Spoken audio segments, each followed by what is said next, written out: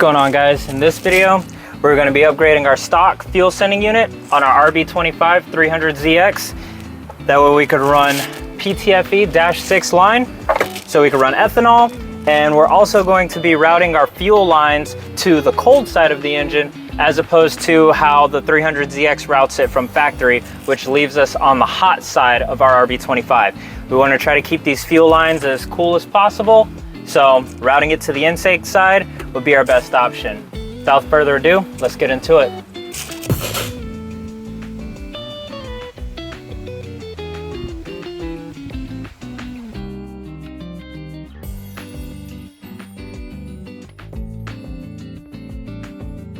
So these are the tools that you're going to need. We have our Allen set right here with a screwdriver, needle nose pliers because of the way that we crimped them when we did the original upgrade to it, a set of pliers, and some dikes. And the dikes just kind of come in handy. Oh, also these hose pliers.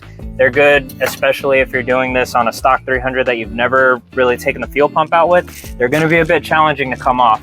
As you can tell already on this one, since we did upgrade to a Walbro 450 LPH fuel pump, I went ahead and changed the screws to Allen screws with hex nuts at the bottom.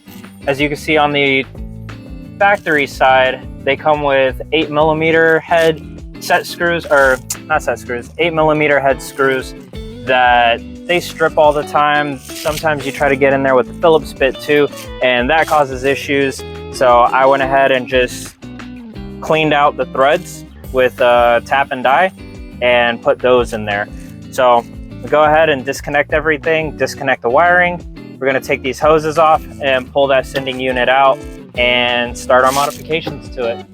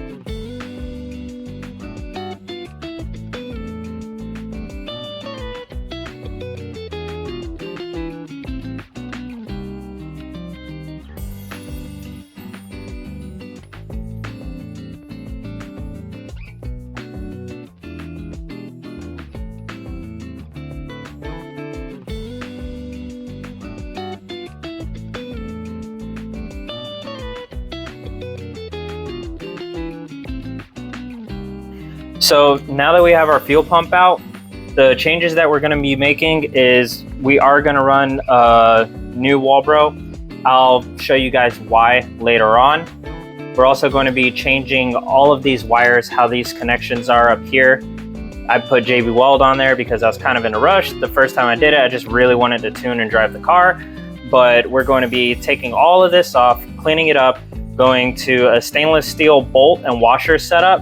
So rubber insulated and neoprene washers with stainless steel bolts, copper washers, running new wires out, new wires into the fuel pump, and getting that setup situated. We're also going to be cutting the steel lines off for regular hose barb fittings, and we're going to weld some steel -6 bungs on there. We'll weld those onto the top of this. That way we could start running our -6 line directly from the fuel pump all the way to the front of the vehicle.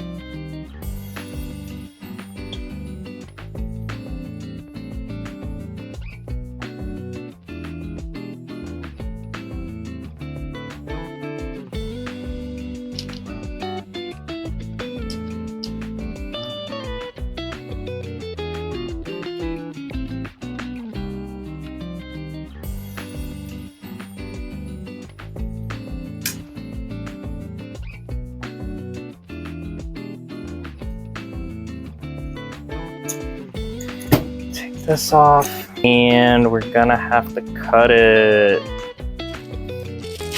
nice. Let's cut this off. Where I actually want to cut it down here, so I can save the excess.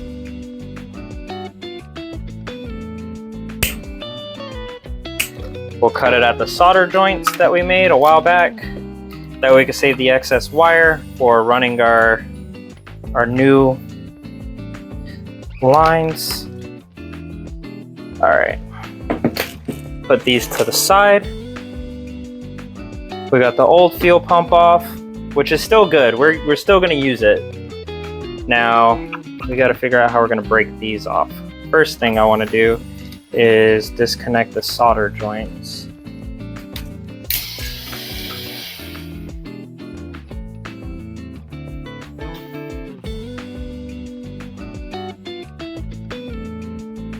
Which, make sure all your shit's dry before you go around with open flames.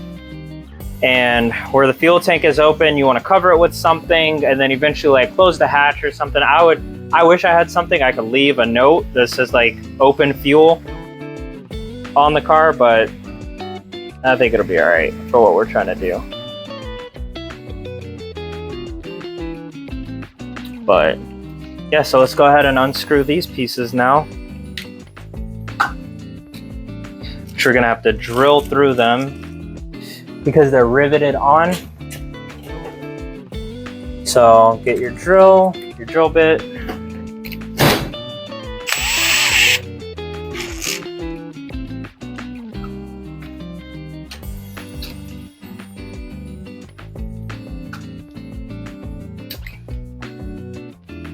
don't have to go crazy or have like too big of a bit, just enough to break the rivet, like that, and without damaging anything else. This ground here, since we no longer need it for the factory setup, we could probably throw this away. I'm gonna keep it for now. It may be useful for when we run the lines for the fuel level and the temp for the hull tech. So this is pretty much garbage, but I'm gonna set it over here. For now, I'm trying to keep the work area clean. And peel this off. We'll clean that up and take these and cut these top pieces off. All right, so we got our pieces cut off. Now we can fit our -6 bungs over them. Not gonna weld it just yet. We're gonna run an Ace hardware first. That way we could do the whole setup at one time. But our dash bungs are gonna fit right over like that. We're gonna grind this down, clean it up, and get to welding. We got the top all cleaned up. These are grinded down smooth and flush. There's no dirt or anything built up, no oxidation, nothing left on top of it, which is perfect because it makes for a clean surface. So when we go to weld it, we won't have any issues, and we can take our time and just weld completely around this bung and call it a day. All right, so we made it back from Ace Hardware. We got the pieces that we need to seal off the areas for the wiring, so fuel doesn't come back up through this area. Like when we're sliding, it's gonna slosh around and stuff like that. So we can seal that off without it also without our power wires touching the ground surface here and causing an issue, especially in the fuel tank. You definitely don't want that. They're pretty cheap. Like you can get these small pieces for like due to vibration, they don't back out or anything like that. So I'm gonna go ahead and kind of get this piece together and see how it's going to come out.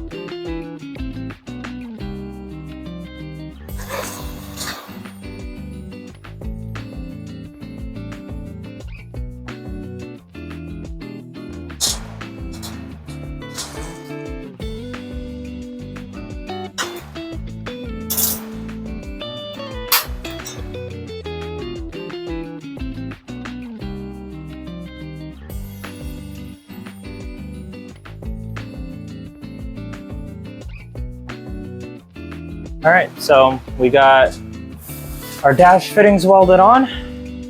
This is what it looks like when it's done. We didn't have any burn throughs to the other side or anything like that.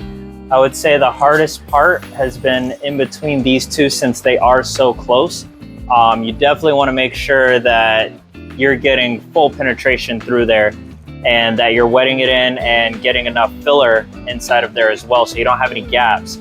Granted, this side isn't under pressure. This is the carryover from the other side of the tank because it's a saddle style tank.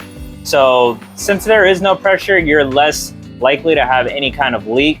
However, the better you weld, the better everything is going to be. So you might as well just make sure it's completely filled in, you don't have any issues, and you can check that by checking on the underside. You can see right in between that area there, we do have full penetration as well. So now we're just going to let this cool off and continue with the rest of the modifications that we have. All right guys, so we're now leaving our local Ace Hardware. We got some goodies in the bag. We made our cooler, I guess you could call it, for our fuel pump. That way we keep fuel inside of it, cut the bottom out. We got some adhesive for it, and we got a new idea for our sending unit, which I'll show you guys when we get back to the garage. So let's get there. All right guys, so as you can see, we got our dash line set up, which I showed you guys in the last part of the video. We ran our power side and our ground side for our fuel pump, and now what we have going on and what we're getting ready to test here is our fuel pump holder. So a lot of the newer Nissans, the 350Zs and the 370s, the way that they have the fuel pump set up is the fuel pump sits in something like this. It's kind of like a holder or a container, and that fills up with cold fuel when you fill the tank up, and the strainer will come down through the bottom. That way the fuel pump, while it's suspended, never gets hot. So the fuel will stay inside of here and keep the fuel pump cold. That's the goal. What I'm gonna do on the bottom is push the fuel pump through and seal it with an alcohol and fuel resistant sealer. That way we're good to run our E85, we're good to run our pump gas, and we shouldn't get any leaks. That way this stays full with fuel at all times. What I'm gonna do right now though is we're gonna go test fit this to the car and make sure that this doesn't sit too low, which is why it's not fully welded all the way through. We can still cut that off if we need to. So let's go check it out on the car and make sure it's good before we install our fuel pump. I covered the fuel tank with a piece of wood since I had a lot of other stuff going on, so I couldn't finish it right away. And I just put like some aluminum foil, that way the fuel vapors weren't leaking out of the car. It was recently 4th of July, so last thing we need is fuel vapors seeping out of the car somehow because it's not 100% sealed, and a spark somewhere catching on to the fuel vapors, and now we have a bigger problem on our hands. So let's go ahead and shove this down in there, make sure that it fits nice and neatly and that it's easy to go in and out of the tank as well. That's the other problem that we could run into. Like right now, all of our plastic would be on this side and our float. So I had to see like how it's actually going to fit going inside of there. And it looks like that will be a problem. But once we get it past there, our fuel line should come up enough to where we can kind of stuff it down in there. We may cut some of these other pieces off, but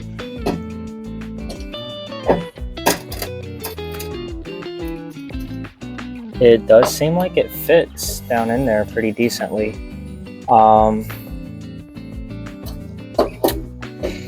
think it may be a little too long because I am getting like some pressure coming back up, but we can fix that. The way that I did it before was I just pulled, well, not really pulled, but just kind of bent the the top of it and the bottom just a little bit forward to make up for the extra room.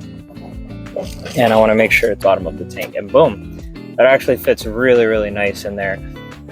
Another thing we're probably going to have to do, since these pieces come up so high, and I realized there was a better way that I could have done all of this, but it's too late now, so here we are.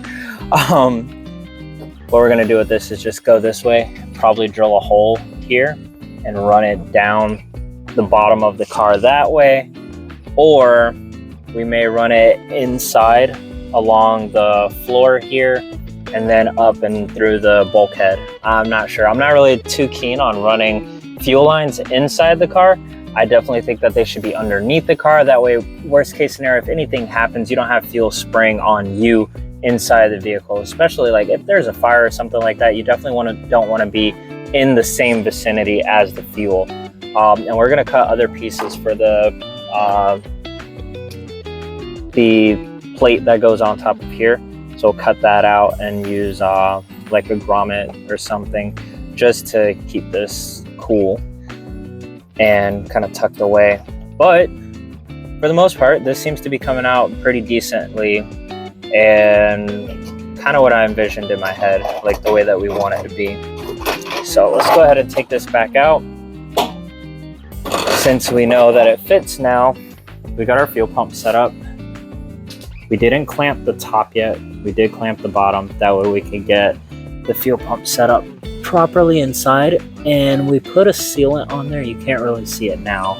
You guys will probably see it after it dries. You can maybe see a little bit down in there. I'll use a flashlight in a second. But the sealant that we use was this. Seal All, gas and oil resistant. It also says on the package that it's alcohol resistant, which, boom, gas and oil resistant, alcohol resistant, and we could use it in our fuel tank, submerge it, and run E85 with it as well. So that is definitely a huge plus. One thing that I will note is it is a little jelly-like, so it's possible to, here, let's do this, there we go. All right, so you can see it there.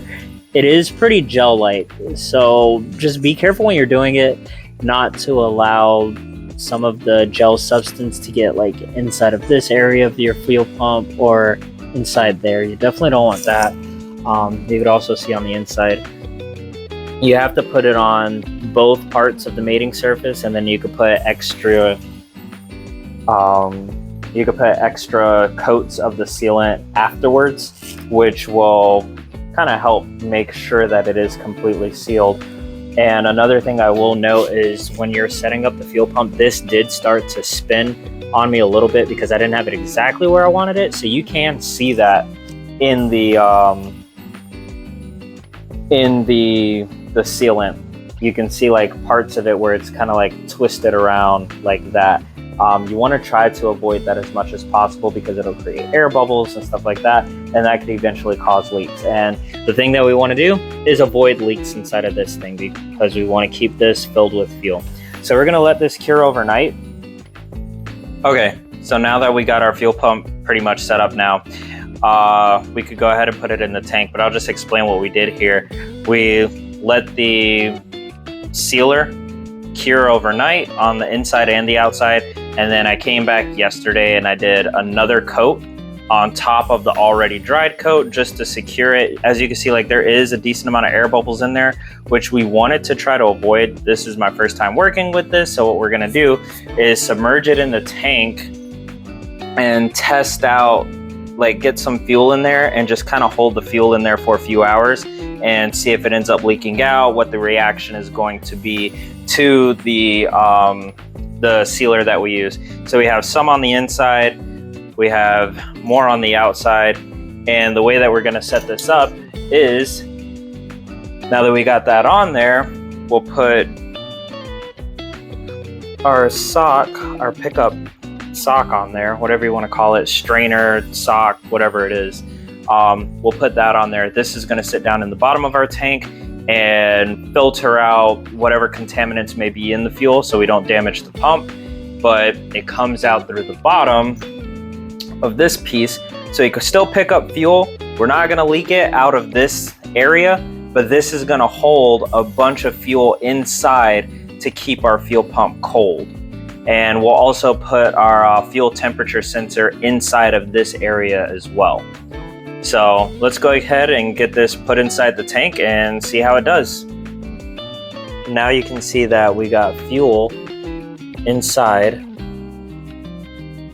We got it about halfway full because I don't want to leave too much fuel just kind of sitting in the garage.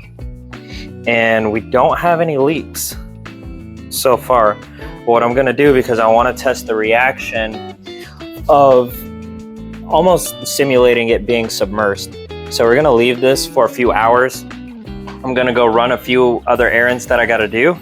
And when I come back, we'll check, make sure that none of the fuel has leaked out, even though some of it may evaporate, but we'll be able to tell the difference because the bottom will be wet, or we'll be able to see like witness marks of deterioration between the sealer and the mating surfaces of the pump and the actual holder. Other than that, it actually fits in the car perfect. It fits exactly how it fit before when we had this thing wrapped around it, which I was using this to keep it cool. This is from the stock fuel pump.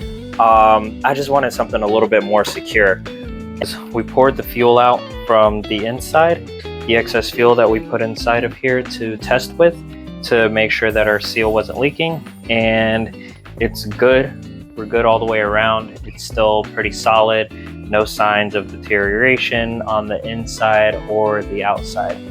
So after we did that, what we did was we relocated our fuel temperature sensor to the back. That way it's easy to reinstall this back into the car because we're working with limited space. So we relocated this to the back. I just welded a piece of stainless steel rod to the stainless steel fuel pump holder, and we also rewired it. So the wire that comes from the factory is really thin. I think it's 18 gauge wire. What we're running now, I believe, is 16. Oh no, we're running 18 gauge. So that means it's even smaller. It's probably like, I don't know, like 20 gauge or something. But it's really, really thin wire. Actually, I'll show you. So this is the wire from the factory. This red wire is the wire that we're running now.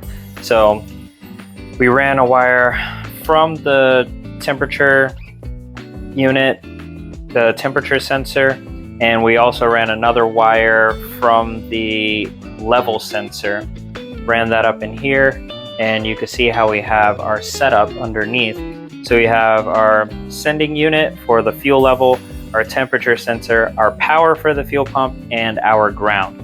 As like, they're all red wires, I understand that. But on the top is how we actually have them labeled. So I put black heat shrink over the ground wire because typically ground is black. This open red wire is our power wire. And then we have the temperature sensor and the level. I'm gonna mark them on the outside so I don't forget and find a way to color code the stainless steel hex heads so that we always know which one is which. What we're gonna do now is check for continuity. I'm gonna show you guys how to do that. That way, if you're ever doing this, you know you're not gonna have your power touching your ground or vice versa. So we wanna get our digital multimeter. This is a Blue Point 1. You could get cheap ones at Harbor Freight or AutoZone, Amazon. They all pretty much work the same. What we're gonna do is set this to continuity to where it's audible and we can hear it. Go ahead and put this here so you guys can see what the ohms are, if any pop up. All right, and you're gonna touch your two leads, just check, make sure it's working. I don't know if you can hear that, hold on.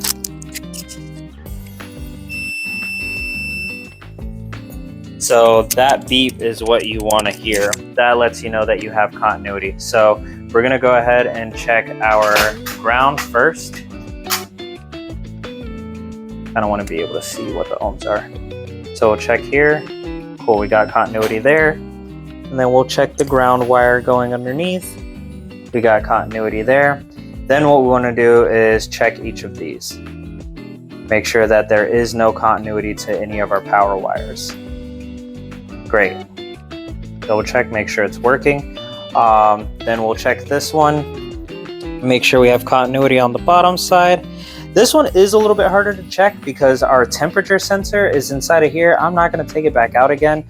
Honestly, we're not even using the temperature sensor. I just have it connected because I can't remember if the temperature sensor has anything to do with the level sensor, the wires that go to it at least. But nonetheless, we have it connected. We're not super concerned about that. What we're mainly concerned about is our power and ground to the fuel pump. So we're checking our power. This is power for the fuel pump. We'll check our underside. That's where the fuel pump is going to connect. And then let's check our ground.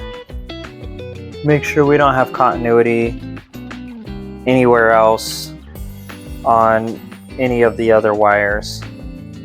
Cool. Our power is isolated, which is exactly what we want. Then we'll check our level sensor. Cool, we got continuity there. And then we're gonna go down here. I don't know if you guys can see that. Let's see if we can get it in focus. Down here. Go ahead and touch there. And we have continuity. All right, so this is the finished product. Before we put it back in the car, we got our power set up, our power and ground. We got our dash lines for dash 6 E85 to run to the engine bay.